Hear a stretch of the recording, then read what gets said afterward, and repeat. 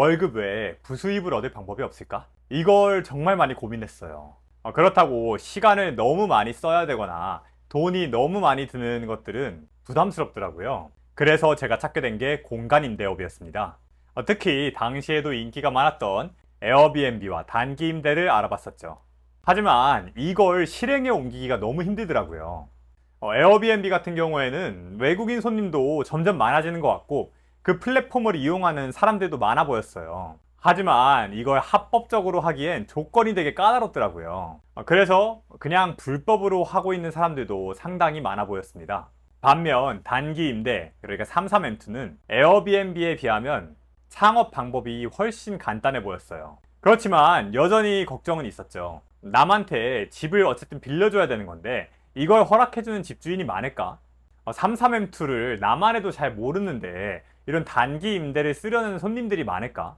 월세, 전기세, 관리비 이런 것들을 메꾸지 못하고 손해만 보면 어쩌지? 이런 걱정들이 되더란 거죠. 하지만 결국에는 에어비앤비와 단기 임대에 도전을 해봤죠. 그 결과 지금은 제가 공간 임대업을 4년차 운영을 하고 있고 한 달에 1000에서 1300만 원 수준의 매출액을 꾸준히 내고 있는데요.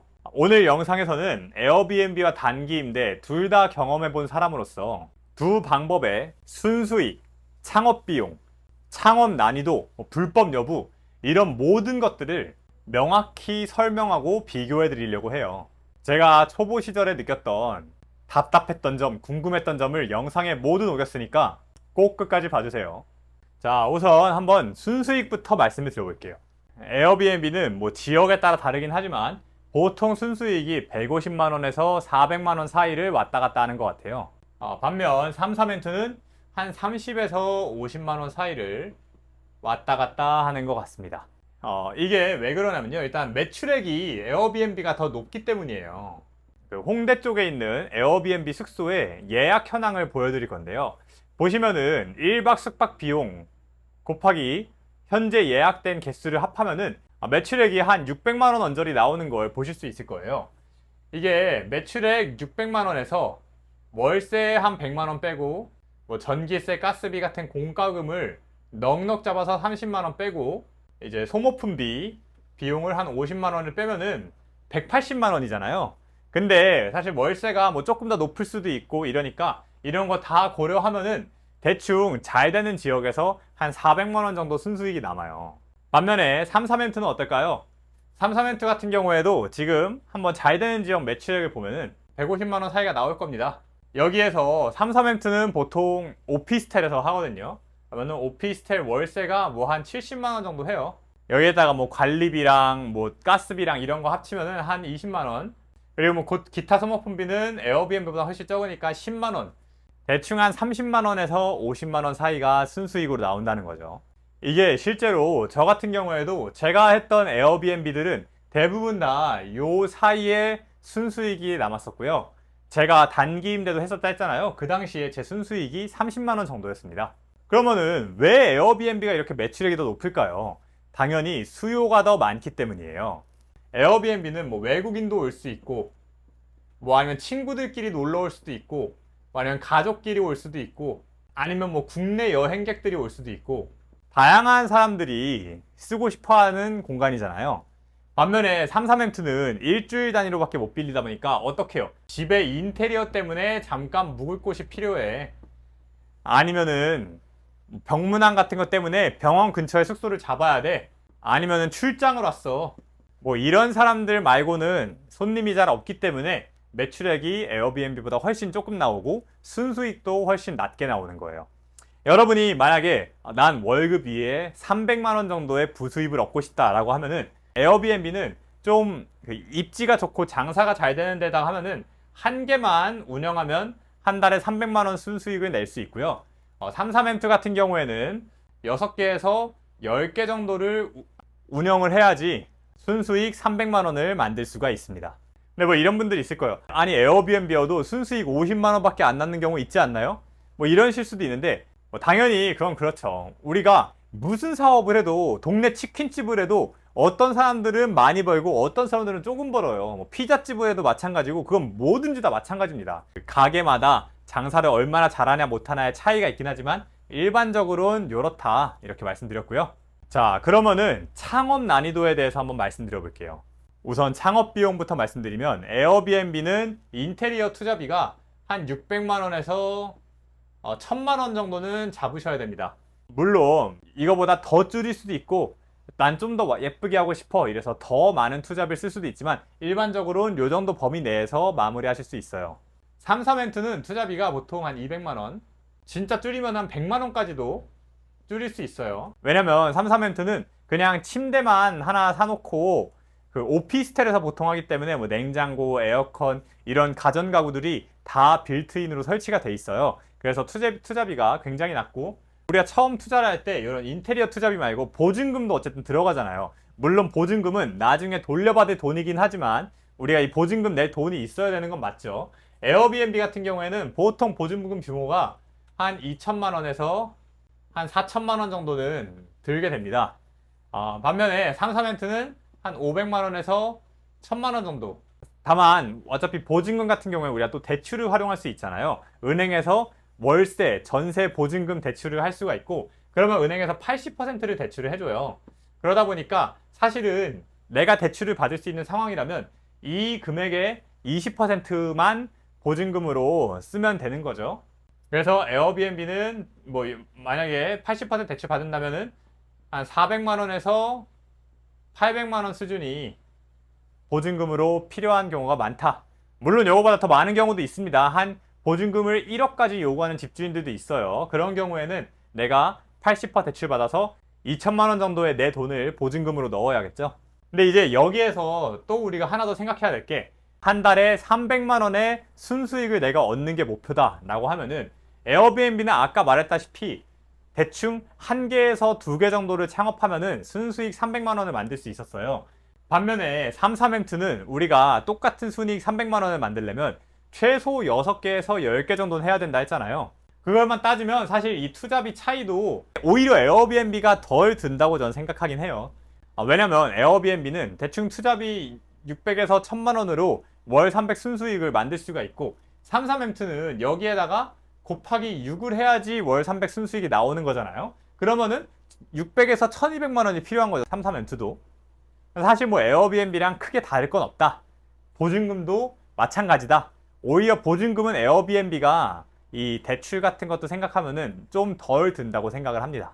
여기에 마지막으로 하나 투자비와 관련해서 이 에어비앤비는 정부 지원 대출이 나와요. 현재 금리가 2.18% 수준으로 나오고 있고 대출 나오는 금액은 한 3천에서 5천만 원 정도가 대출이 나옵니다. 사실 저 같은 경우에도 이 정부 지원 대출을 받아서 제 투자비와 보증금을 모두 금방 회수를 했어요. 이 정부 지원 대출은 합법 에어비앤비, 즉 외국인 관광 도시민박업을 창업한 다음 연도에 받을 수 있습니다. 반면 3사멘트는 뭐 그런 거는 없다 보니까 그냥 진짜 내 생돈을 계속 넣어야 되긴 하죠. 근데 사실 여기까지 들으면 뭐야? 그럼 에어비앤비가 무조건 3사멘트보다 좋은 거 아니야? 이러실 수 있는데 그렇진 않습니다. 왜냐면 지금 말씀드릴 창업 난이도 때문이죠. 창업 난이도가 에어비앤비가 훨씬 힘들어요. 자, 우리가 말하는 합법 에어비앤비라는 건 외국인 관광 도시민박업입니다. 우리가 모텔이나 호텔 같은 숙박업소를 운영하는 거란 말이에요. 근데 이런 숙박업을 운영하려면 구청한테 허락을 받아야 돼요. 그럼 구청한테 허락을 받으려면은 우리가 어떤 서류들을 준비해야 돼요. 무슨 서류를 준비해야 되냐? 첫 번째로 이제 집주인의 동의서가 필요합니다. 그래서 나는 이 세입자가 외국인 관광 도시민박업 운영하는 걸 동의합니다. 뭐 이런 동의서를 하나 받아야 돼요. 그리고 두 번째로 이제 이웃들의 동의서가 필요해요. 만약에 이웃이 없으면 안 받아도 되는데 이웃이 있다면은 이 동의를 다 받아야 됩니다. 그리고 마지막으로 건물 유형이 빌라, 단독, 다가구, 아파트 이 4가지 유형에서만 구청 허가가 나옵니다. 그러다 보니까 아무래도 창업 요건이 되게 까다로운 거죠. 반면에 3사멘트는 뭐냐? 임대업입니다. 임대업. 이런 거예요. 내가 만약에 내가 갖고 있는 집을 세입자한테 월세를 줬어. 그렇다고 해서 뭐 구청 가서 허가받고 이러지 않잖아요. 3사멘트도 마찬가지로 내가 지금 가지고 있는 집 혹은 내가 빌린 집을 다른 사람에게 단기간으로 잠깐씩 빌려주는 거기 때문에 구청 허가가 필요가 없어요. 다만 이건 있습니다. 어쨌든 간에 지금 내가 세입자로 원래 이 집을 나 혼자 쓰는 건데 이 집을 또 다른 사람한테 빌려주고 있는 거잖아요. 그러다 보니까 집주인으로부터 동의는 똑같이 받아야 돼요. 대신에 뭐 요 이웃 동의는 받을 필요가 없고요. 마지막으로 3사멘트는 요 빌라 단독타가구 아파트가 아니라 모든 건물에서 다 가능합니다. 특히나 그래서 오피스텔에서 많이 하시죠. 그러면 또 이거 보면 이런 생각이 드실 거예요. 뭐야? 그러면은 에어비앤비는 되게 까다롭고 3사멘트는 되게 창업하기 쉽네? 아까랑 반대로 무조건 3사멘트 하는 게 맞지 않아? 어쨌든 쉬우니까? 그것도 사실 맞는 말이긴 해요. 근데 다만 3사멘트는 창업하기가 워낙에 쉽다 보니까 지금 공급이 엄청나게 늘고 있어요. 무슨 말이냐면 내 경쟁자가 되게 많이 생기고 있다는 거죠. 당장 제가 다른 영상에다가 자세하게 설명해 놓은 게 있는데 재작년에는 7,000개였던 3사멘트의 방 개수가 작년 말에는 1년 만에 2만 1,000개로 3배가 늘어났거든요. 아마 올해는 더 늘었겠죠. 그러다 보니까 창업 요건이 쉬워서 이런 장점이 있지만 대신에 내 경쟁자들도 빨리빨리 늘어나서 서로 나눠 먹을 파이가 줄어든다는 단점도 있다. 자, 이제 마지막으로 불법에 대해서 얘기해 볼게요. 불법. 아까 외국인 민박업이라고 했잖아요. 근데 여기에서 이제 두 가지 요건이 붙어요. 첫 번째 외국인이죠. 그러니까 외국인 손님만 받아야 돼요. 한국인 손님을 받으면 안 돼요. 두 번째로 민박업이죠. 이 민박업이란 게 무슨 말이냐면 내가 살고 있는 주택에서 숙박업을 하겠다는 소리거든요. 그러다 보니까 내가 같이 거주를 하고 있어야 돼요. 전입신고가 되어 있어야 된다는 거죠. 이 두 가지 요건 때문에 특히나 요 뒤에 민박업 부분은 뭐 전입신고 해놓으면 되니까 크게 신경은 안 쓰는 분들이 많아요. 반면 요 앞에 외국인 부분, 내가 외국인 손님을 받으면은 합법이지만 한국인 손님을 받으면 뭐야 너 외국인만 받아야 되잖아 너 불법이야 이런 식으로 문제가 될 가능성이 있다는 거죠. 다만 그건 있습니다. 만약에 서울이나 부산에서 합법 에어비앤비를 운영하신다면 위홈이라는 플랫폼을 통해서 손님을 받을 경우에는 그 한국인 손님을 받아도 100% 합법이 되긴 하거든요.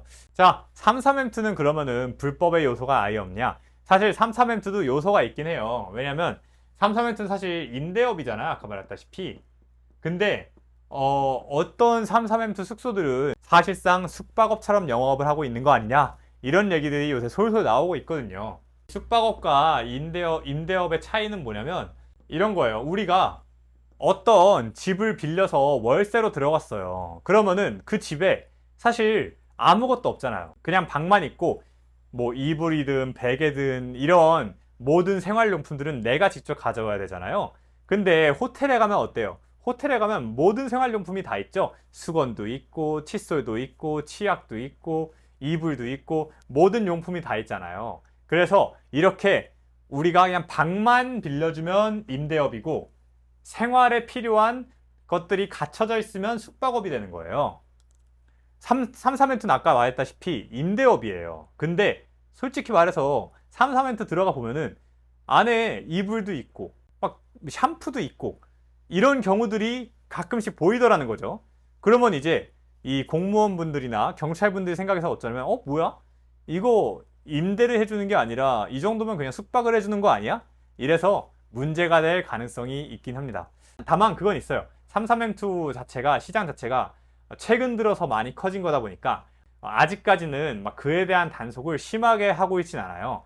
근데 이 3사멘트 시장이 계속 커지면은 아마 이거에 대해서도 또 좀 이슈가 생길 수 있겠다라고 저는 생각을 하고 있긴 합니다. 그래서 오늘 내용 정리를 드리자면 첫 번째, 순수익은 합법 에어비앤비가 더 높다. 보통 150에서 400만 원 사이를 벌어가더라. 3사멘트는 반면에 한 30만 원에서 50만 원 사이를 벌어가고 있다. 두 번째로 창업 비용도 에어비앤비가 높다. 에어비앤비는 인테리어 비용이 뭐 최소 600만 원에서 1000만 원 넘게 드는 경우가 많고 3사멘트는 100만 원에서 200만 원까지 줄일 수가 있더라. 하지만 3사멘트는 똑같은 수익을 내기 위해서 5개, 6개의 숙소를 운영해야 되기 때문에 이걸 고려하면 사실 창업 비용은 아주 큰 차이가 나진 않더라. 그리고 합법 에어비앤비는 정부에서 저금리로 지원 대출을 해주는 것도 있어서 오히려 에어비앤비가 더 창업 비용에선 유리하다고도 할 수 있더라. 그리고 세 번째, 창업 난이도는 에어비앤비가 3사멘트보다 훨씬 어렵다. 에어비앤비는 집주인 동의, 이웃 동의도 받아야 되고 거기다가 빌라, 단독, 다세대, 아파트 이 네 가지 종류의 건물에서만 가능한데 33M2는 집주인 동의만 받으면 되고 건물 종류도 제한이 없더라. 그리고 마지막으로 불법 여부. 에어비앤비 같은 경우엔 원칙적으로 외국인 손님만 받아야 되고 한국인 손님은 위홈이란 플랫폼을 통해서 받아야 되더라. 만약 그렇지 않으면 문제가 생길 가능성이 있다. 33M2는 현재까지는 딱히 문제가 되진 않는 것 같더라. 이렇게 정리를 드렸고요. 사실 제가 지금 합법 에어비앤비를 통해서 돈을 벌고 있다 보니까 원래 내가 성공 경험을 했던 거를 사람들이 좀 더 좋게 볼 수밖에 없잖아요. 그래서 이 내용들이 좀 어떤 의미에서는 에어비앤비에 좀 치우쳐서 제가 작성을 했을 수도 있긴 해요. 그 부분은 감안을 해서 좀 걸러 들으시면 될 것 같고요. 사실 뭐 33M2가 좋냐 에어비앤비가 좋냐 이런 거 막 아주 중요한 건 아닌 것 같아요. 진짜 중요한 건 둘 중 뭐가 됐든 내가 실행해보는 게 중요하다. 사실 저도 옛날에 막 막연하게 사업을 해보고 싶다, 부수입을 얻고 싶다 이런 생각을 했었지만 실제로 실행에 옮기는 게 너무 어려웠거든요. 근데 놀랍게도 진짜 무턱대고 시도하고 실행해봤더니 결국에는 또 결과가 조금씩 나오더라는 거죠. 여러분이 뭐 고민하시는 것도 당연하고 두려움을 느끼는 것도 당연합니다. 내가 한 번도 안 해본 건데 당연히 무섭죠. 혹시나 했다가 실패하면 어떡하지? 당연히 두렵죠. 근데 제가 느낀 건 어차피 고민만 해서는 답이 안 나오더라고요.